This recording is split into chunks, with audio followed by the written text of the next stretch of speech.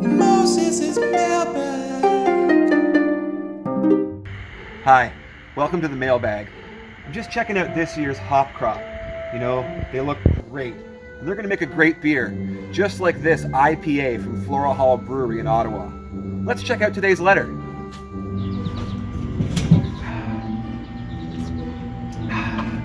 Today's question comes from Samson in Coppercliff. He writes, Moses, where can I keep my balls when I'm done playing with them? That's a great question, Samson. The last thing you want to do is lose track of your balls. I know I'd hate if I lost mine. That's why I fully recommend keeping your balls inside a ball sack.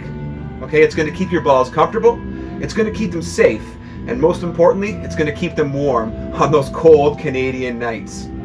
There is one rookie mistake I want to tell you about. That rookie mistake is overstuffing your sack. Okay, because if you get too many balls in there, you're never going to fit it in your pants.